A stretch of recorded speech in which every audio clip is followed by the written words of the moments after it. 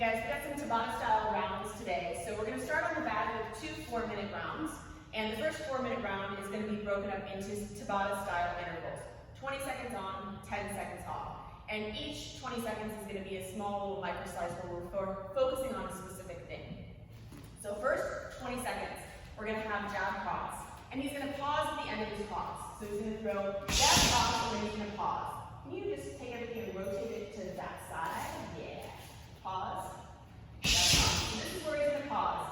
And at the end of his jab cross, he's going to check, make sure this is here, up at his chin.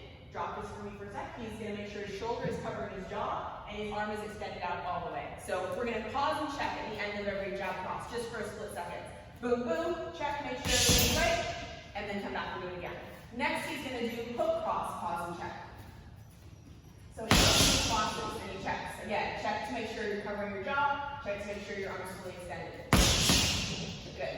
Next, we're going to do right kick. And here we're not going to be able to pause the same way, but we are going to watch the position of our foot as we kick. So he steps outside the target line and he's going to watch his pivot. So, boom, he pivots and he comes back.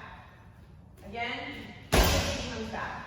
So notice, if here's the bag here would be where I am, the opponent. So he steps slightly outside that, as opposed to stepping in the middle. Do that there, right? So every time he's going to check and make sure his step comes to the right place, and then his foot is pivoting on the kick. Next, he's going to switch and do his left kicks and do the exact same thing. He's going to check and make sure his foot is coming outside the target line, and that he is pivoting on the ball of his foot as he throws his kick. Every time. Next, we're going to do right knees. Right knees, we're going to do the same thing. We're going to make sure we step outside the target, and then we're coming up on the ball of our foot every time. Outside the target, up on the ball of our foot. Left knee, same thing. Outside the target, up on the ball of our foot. Next, we're going to work on slips. And there we're going to check the position on the bag. So he's going to slip to the lead. Boom. So right where he pauses, his shoulder is almost touching the bag. Shoulder's almost touching the bag, and his weight is about 60-40 front to back here. So he's only going to do one side, slip to the left, boom, slip to the left, boom. And every time he's going to check that position in his head.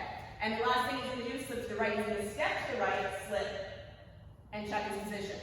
So these drills are great drills if you actually check every time. You have to be like mentally aware. You can't just be like, oh, yeah, I got it, whatever.